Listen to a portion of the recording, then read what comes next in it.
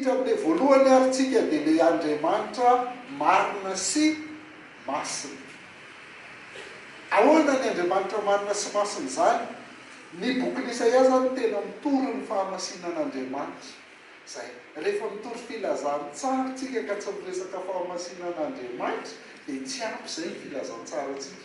Matetika amin'izao fotoana izao filazantsara tsisy afa-tsy fitiavana ihany sisa.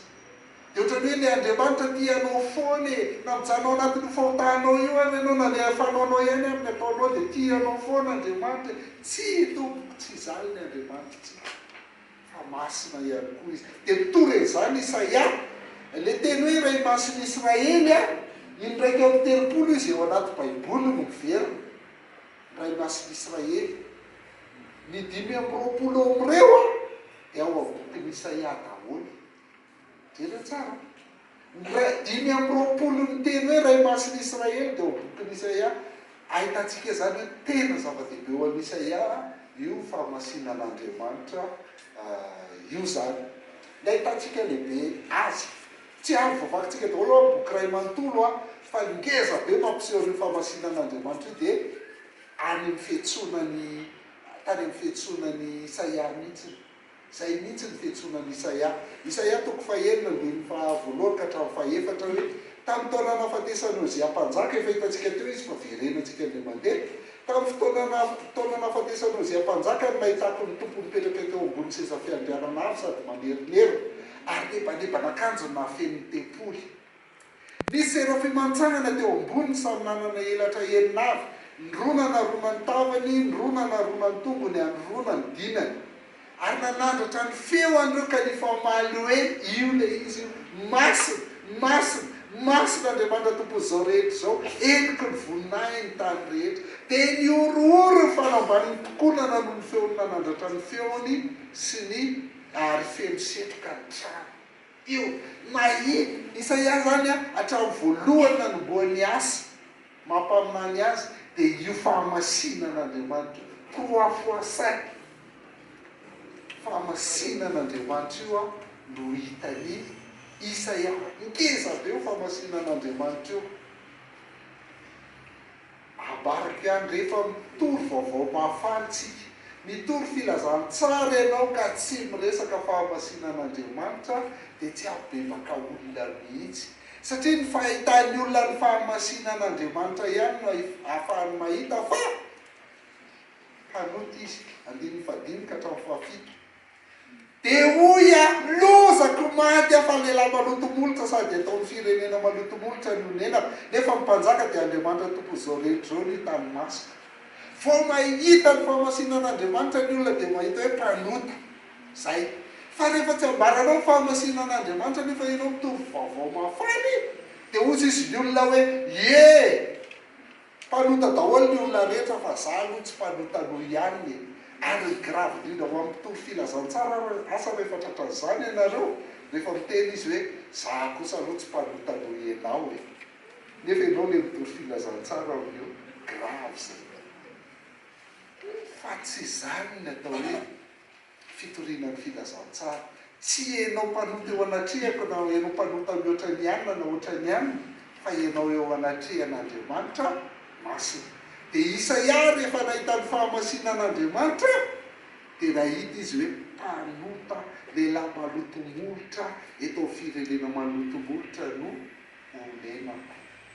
Zay zany Isaia. Dia mahafinaritra zay ny atao hoe vaovao mahafaly. Na masina ary Andriamanitra ka tsy mifandray amin'ny mpanota. Ao amin'ny Isaia ny ahitantsika hoe tanan Jehovah tsy fa mahavonjy Jesosy tsy lalidalovana fa marefany enikareo ny hevitra mampisaraka anareo amin'Andriamanitra ny fahotanareo ny manafina ny tavany aminareo ka dia tsy eny izy.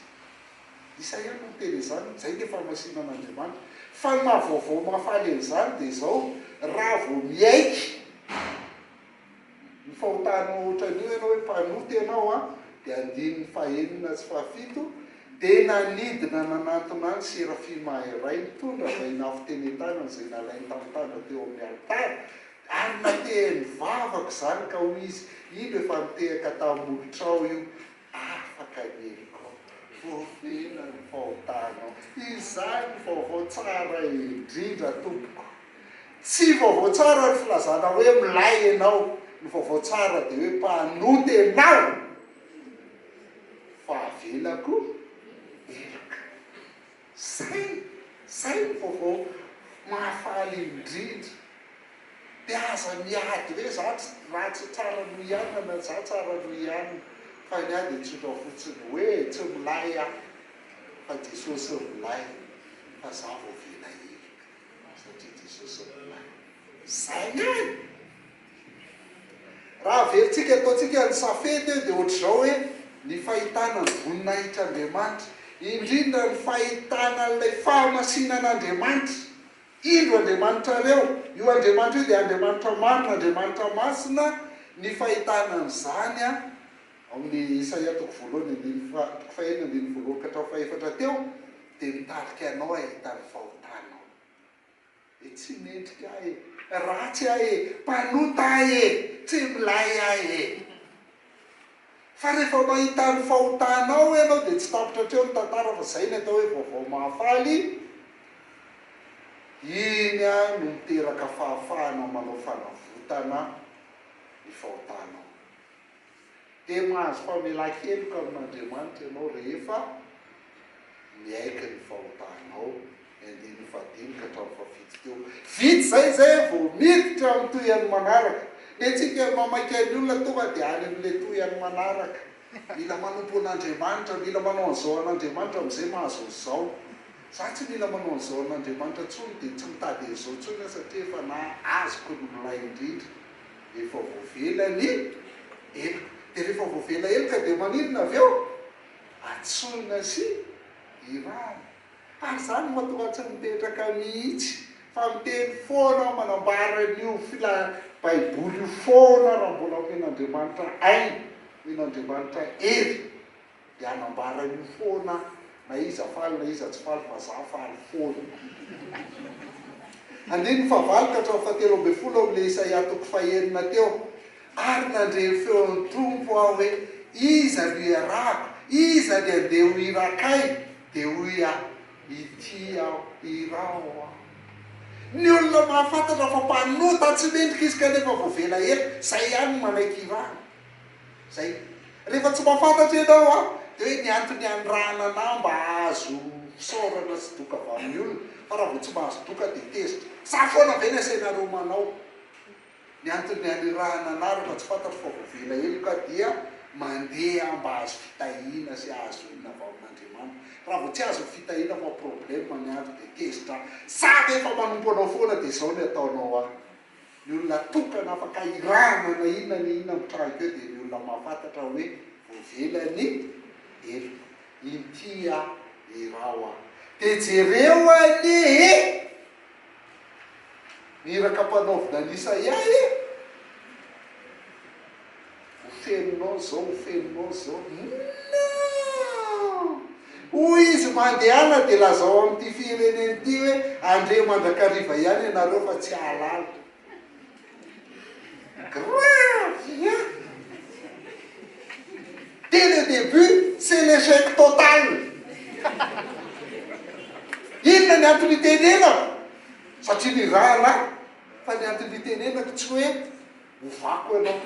Tsy mahavita manovanao zany aho. Andre mandrakariva ihany ianareo nefa tsy halala. Hijery mandrakariva ihany ianareo nefa tsy hahafantatra. Ataovy donto fony ty fireneny ty.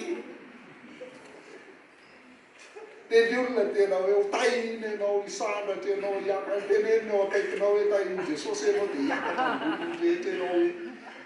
Fa ny Isaia dia izao hoe ataovy donto ny fony ty fireneny ty, ataovy lalitalovana ny sofy, ataovy kipo ny maso.